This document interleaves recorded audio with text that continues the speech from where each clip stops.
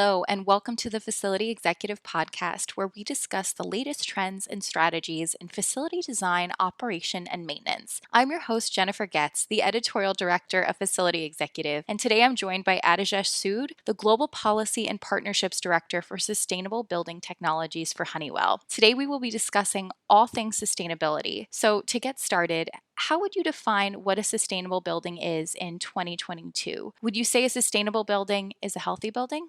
First of all, thank you for having me.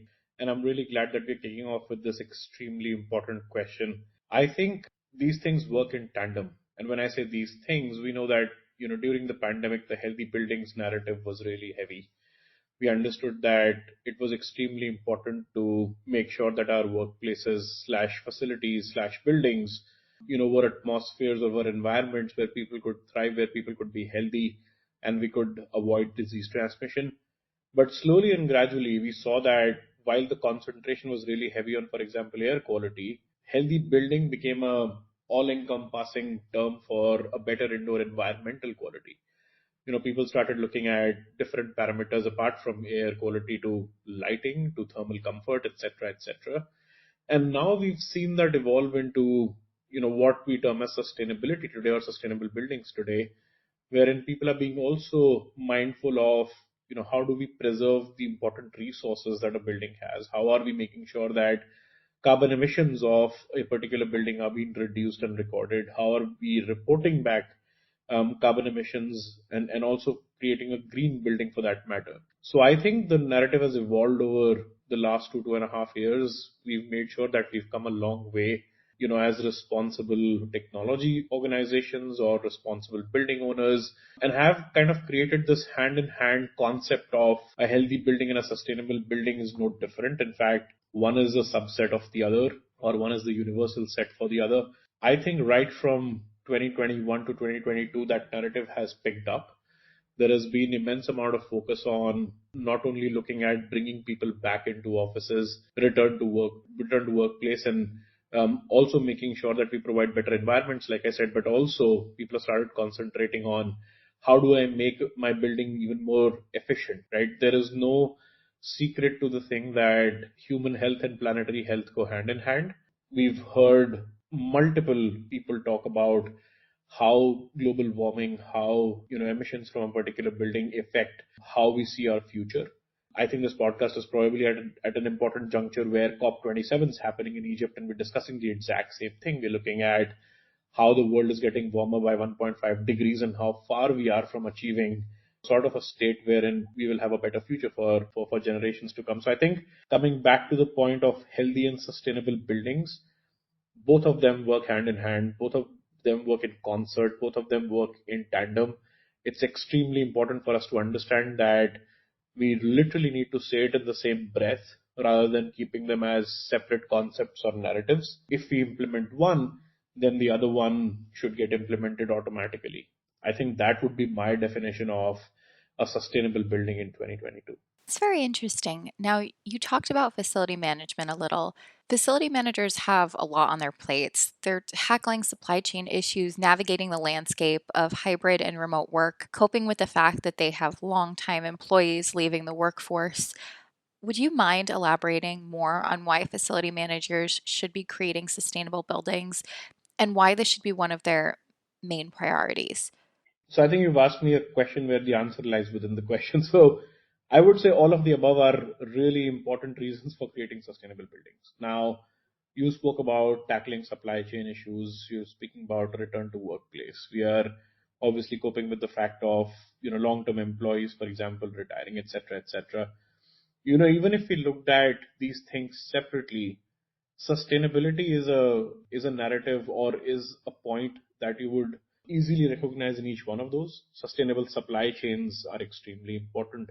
That's what looks at embodied carbon. That's what looks at scope 3 emissions. And hence it becomes extremely important for facility managers to look at how to make their supply chains more sustainable, how to make sure that there are no material shortages, how to make sure that facilities are running with material that is available or required to maintain them, how they would concentrate on making sure that their suppliers are actually following sustainable practices and best practices, which are good for the environment and hence also reduce emissions on their side when they record their scope 3 emissions. So I think that's an important one. Navigating, hybrid slash remote work or return to the workplace again becomes an answer in itself. If you created a healthy building, if you created a sustainable building like we spoke about in the earlier question, then that would become easier. Reversing the question, if I had to ask somebody as to would they go back to an office that smelled bad or didn't have appropriate lighting or didn't have air quality which would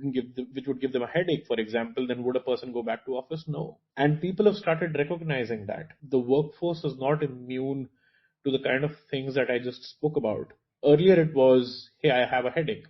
But now, if you speak to somebody, people can actually point that out and say, maybe the air quality in this particular office isn't good enough, and hence I have an headache, right? So it's that evolution that people have gone through, wherein it becomes important for facility managers to concentrate on solving those issues for bringing people back. People are retiring, so which basically means the amount of skill that you had present in a particular organization's fading away, but that doesn't mean that new blood can't fill in those positions slash not be attracted to offices. So creating a sustainable building or a healthy office even becomes an even more strong imperative, I would say, wherein workplaces need to be more attractive to people. We remember, without naming various organizations, we've read various articles wherein offices are welcoming. There was this advent of pet friendly offices, for example, and people started feeling good while they were going to work. There were places to nap in offices. These are things that are not tangible or not spoken about, etc., or are not probably related directly to a sustainable building, but that's the kind of feeling that you get when a workplace is welcoming. Now when you have technology at hand which can look at solving these problems on its own for facility managers. If you have sophisticated software that reports back when something is going to go out of order and hence maintenance needs to be on time, or facility managers can look at how indoor environmental quality needs to be set from a software platform, then it becomes easier for them to create sustainable slash healthy buildings.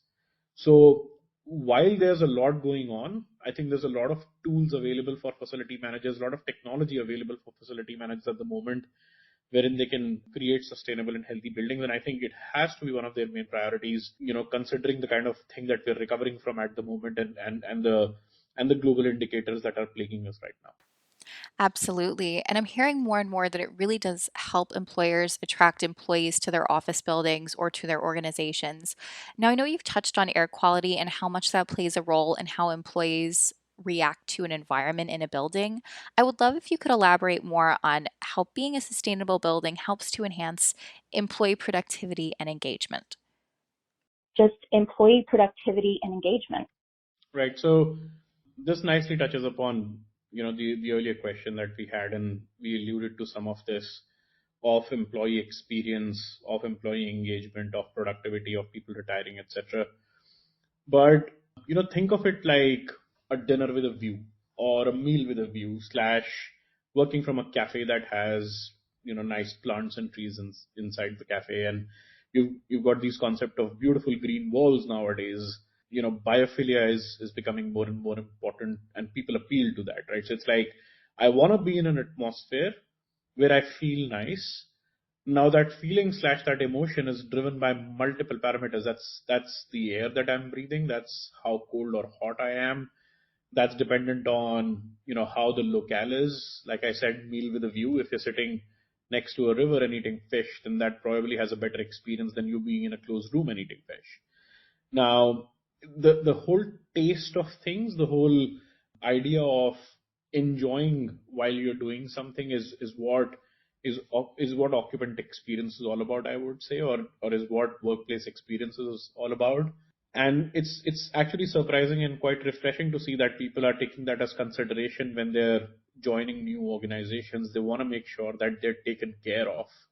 I often refer to the occupant survey that Honeywell conducted twice now. I think one of them was in 2020 and then another one in 2022, wherein we found out that there were multiple stakeholders who came back as high as a 72% who said, they really wanted their workplace to be healthy.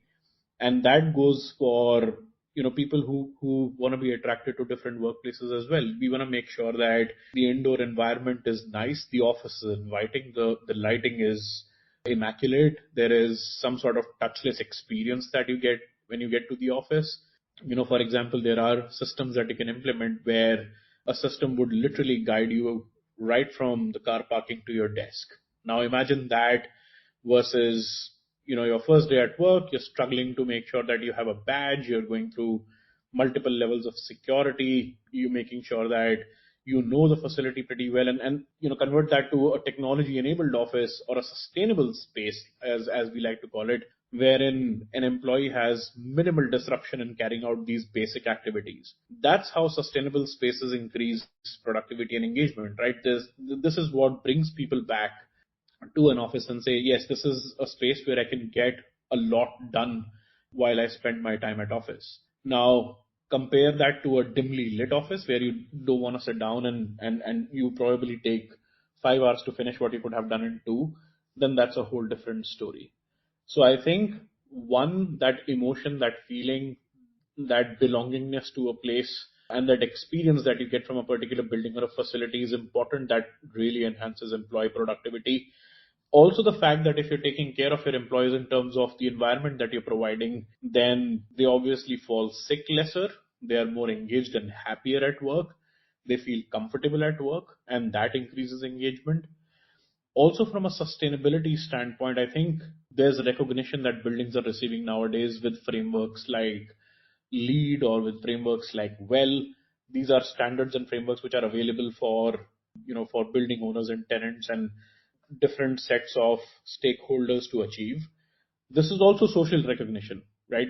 A lot of people didn't speak about this earlier. A lot of people didn't know what these standards are.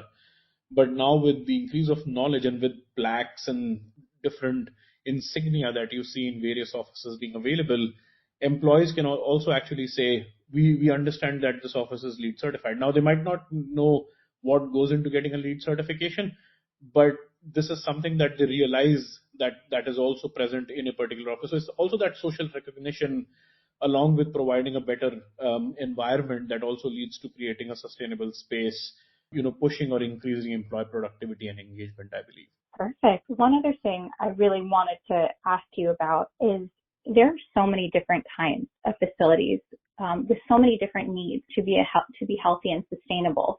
So a warehouse might have a very different approach naturally to sustainability than, say, a school or a hospital. I would love for you to describe what are some things that a facility manager can do to kind of first start to learn about how they can tackle sustainability initiatives for their specific needs. So again, no building is same, like you just said. No kind of building is same. A hospital is extremely different from a warehouse versus a school versus even a university, even if I was to compare a university and a K through 12 school in the same sector even. So I think the size of a building, the atmosphere of a building, the kind of weather that the building resides in, the area that there is, how many trees are planted across the area in which the building is. There's so much that can affect the operation of a particular building. A facility manager, to understand how to tackle sustainability initiatives, I think is probably a step ahead of what a facility manager needs to do. As for starters, he needs to assess as to how the building is operating, right? Sustainability initiatives entail reducing carbon footprint and also lowering energy consumption, making sure that recycling programs are in place, wastewater harvesting is in place. There's a lot that you can do with respect to sustainability. It's a really broad term. But until and unless you know how your building is doing, until and unless you've assessed a baseline, until and unless you've established what needs to improve, it's going to be extremely difficult for a facility manager to start anywhere. If a facility manager doesn't understand the importance of how indoor health has to be improved in a particular building, he or she is never going to look at how and what to implement to increase that health. If a facility manager does not realize the wastage that a building is implementing at any point in time or is throwing out at any point in time, then a facility manager will never concentrate on how to reduce that. Energy consumption, again, is a whole beast in itself, a whole different beast, wherein a facility manager, if he doesn't know where to concentrate on to optimize energy performance, then that will never happen again. So I think assessing a particular building to begin with is extremely important.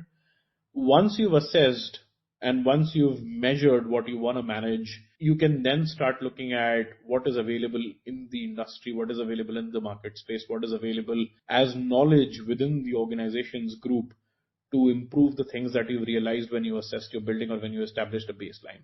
You'll have to work from the bottom up. You'll have to make sure that you know exactly what's happening and then kind of start answering specific needs around indoor environmental quality, around safety and security, around sustainability, around energy consumption, around reducing carbon footprint. So, like I said, carbon footprint is not something which is not spoken about anymore. It's probably one of the most important narratives at this point in time.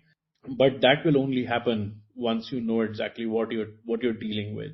And then you can start looking at, what kind of unique building or what kind of building, what kind of needs your building has to become healthy and sustainable, dependent on, various parameters that we spoke about earlier. I've spoken with facility managers that a lot of their main focus when it comes to sustainability really is tied into their bottom line. So energy efficiency, I know, is huge because they can see a real difference in their bottom line. And I've spoken to some people who, while greenhouse gas emissions are important, it might not be something they've really tackled yet because it's not so top of mind. Would you mind kind of elaborating, like, why do you think carbon footprint isn't as talked about as much anymore? So I would say the other way around. I think carbon footprint is something that people are talking about left, right, center at the moment. As the sustainability narrative evolves, as we've been speaking about throughout this conversation, I think greenhouse gas emissions and carbon footprint is going to become or has already become one of the most important factors that a building must address in today's world. Now, even statistically, buildings are the largest producer of greenhouse gas emissions across the world, irrespective of age, irrespective of what kind of system you have. Greenhouse gas emissions are maximum from building systems, for example. So there is, I wouldn't call it a low hanging fruit, but at the same time we know where the problem lies. Sure, fossil fuels, coal, etc., are equal contributors, but if you can fix certain aspects of a particular building, for example, looking at converting your halogen lighting inside a building to LED lighting, concentrating on how old your HVAC systems are and kind of fine tuning that to make sure that they, reduce greenhouse gas emissions, or look at carbon footprint measurement in itself, right? We spoke about how facility managers need to assess and how they can tackle their sustainability initiatives. I think measurement or constant commissioning or continuous commissioning is extremely important. What that means is if you can see on a software platform as to how your carbon emissions are behaving, what kind of utilities are you using, what's the different energy sources that you have, then that kind of becomes, handy information for you. You know exactly where you're going with it. And I think carbon footprint is an important piece that you must monitor at a regular basis with frameworks like TCFD, with frameworks like, what is being implemented as part of various policy initiatives across the globe. We've seen for the United States, for example, the Inflation Reduction Act just came out, which has carbon emissions and reduction written all over it. There's so much happening in Europe with the EU Green Deal, the renovation wave with RRF capture. There is so much happening with respect to carbon footprint at the moment. People are becoming smarter. Buildings are becoming smarter. People are looking at measuring carbon emissions and how to fix them and optimize systems to kind of report these back. So I think it's only going to increase.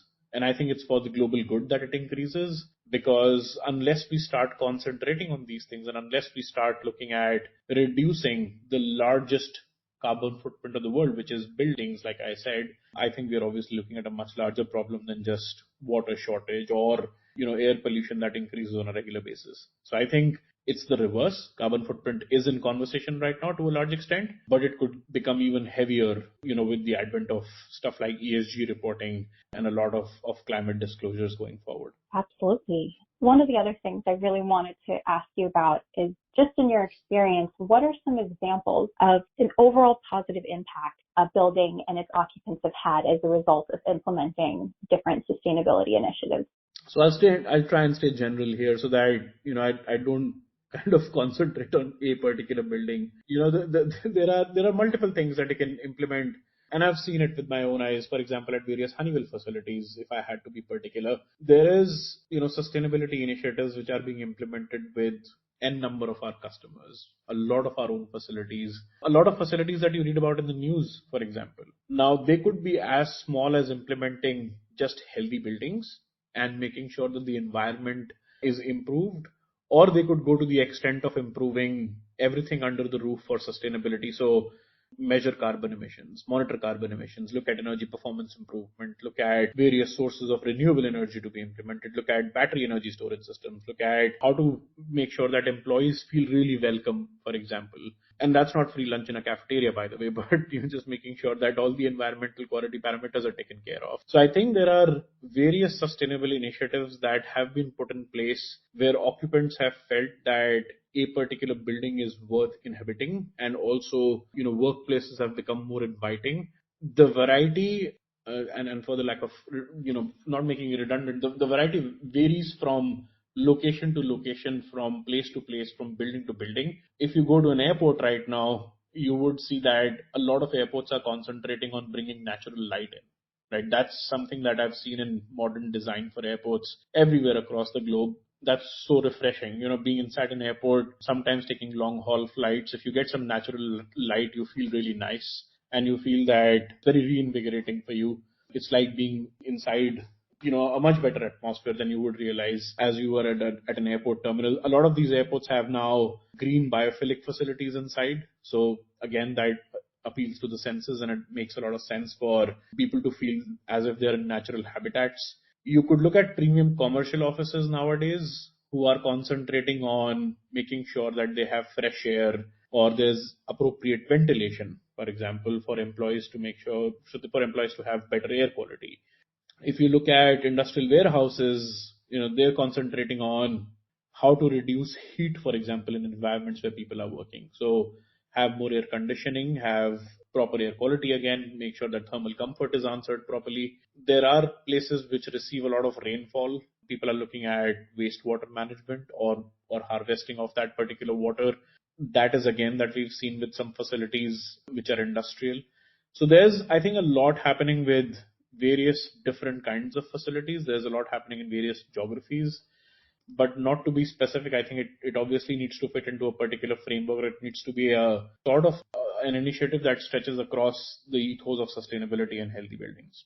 Great. I have one final question I want to ask you. What do you think is something that really should be top of mind for facility managers right now? Because sustainability in general is such a broad topic. There's so many different avenues and areas to really focus on. So I'm kind of curious, just on top of what you think really should be top of mind for different facility managers right now, but just in addition, what you really think is the most important thing to be focused on right now. So first off, I think facility managers have had a really tough time for the last 2.5 years, right? I really empathize with facility management executives across the globe because they were faced with times that they had not seen in this century so far. A pandemic is in itself a massive toll on how buildings should operate, especially when there's nobody inside those buildings. You still had to make sure that all the systems were running properly. You had to maintain them. You had to make sure that when people would come back eventually, without even knowing when people would come back, you had to make sure that these buildings were operational and functional. Then there were different directives around not being able to use recirculated air and always having 100% fresh air inside a particular building. So obviously facility managers had to deal with questions like, sure, I want to provide better indoor air quality to my occupants, but then that also increases my energy bill in double digits. Facility managers also obviously were having a tough time of looking at empty spaces, lights switched off for various floors, people not visiting offices. And if you're a facility manager who's deeply connected to a particular building, then that creates a whole different emotion in your mind. It's almost like the space that you see on a regular basis, hustle and bustle with activity, with the kind of people that you see every day, is completely blank or empty for the next 2 years. That's scary. That's really difficult. So I really empathize with all the facility management executives across the globe. But I think what should be top of mind right now is that time is gone, right? We need to make sure that we are always prepared for not per se a pandemic, but we always need to make sure that the building is most efficiently operated. Not saying that this wasn't on the top of mind of facility management executives in the past, but I think technology has evolved pretty quickly. We had that window for the last 2.5 years where a lot of organizations and a lot of technology giants, including the likes of Honeywell, were able to come up with solutions which were really important to keep buildings operational efficiently and effectively, I would say, over a period of time. It meant that there was a there was this need which got fulfilled in the last 2.5 years of, let's say, things running on artificial intelligence, self-learning buildings, smart buildings. So I think what facility managers need to look at is that evolution. They need to run with time. They need to make sure that whatever has evolved in technology needs to be implemented in buildings, needs to be kind of have state of art buildings that they're managing. They need to start looking at not just solving a particular problem, but look at larger narratives of sustainability, look at larger narratives of healthy buildings, look at larger narratives of smart buildings, see how their systems can talk to each other and work in concert rather than being singular systems. Singular systems will only deliver so much efficiency and will have to be monitored separately, will have to be maintained separately. If you've got a system that helps you make things connected, it helps you make things work in concert, then go for it. Look at reducing your workload, look at concentrate on the more important things, like I said, increasing occupant productivity. So get that kind of mental connection going between how a building should be operated. I was at a conference a little while earlier and I got asked a question where, what should buildings talk about? Right? That was a very peculiar question to answer, but I think such an important one in today's context, right? The buildings should be able to talk. They should be able to tell you what's happening inside them. Facility managers shouldn't have to go hunting. Facility engineers shouldn't have to go hunting for what could go wrong with a particular building. I think that's what should be on top of mind. It's easier said than done, of course, but at the same time, we also know that buildings have a really profound effect on friends who are inside them. Commercial buildings account for 37% of global energy consumption. 30% of that is wasted. Buildings have a profound effect of people who inhabit them. So commercial buildings currently account for about 37% of global energy consumption. 30% of that energy is wasted. Facility managers could look at that particular energy consumption, look at that kind of wastage that they're experiencing and start concentrating on how that can be improved, and then listen to that building. Like I said, what are buildings saying? What's going wrong that needs to be fixed almost immediately? That would be my takeaway. Great. Adhishesh, it has been a pleasure speaking with you, and thank you so much for your time today. Thank you so much for having me. Of course, thank you to our audience for listening and to Honeywell for sponsoring this podcast. Stay tuned for the next episode of the Facility Executive Podcast.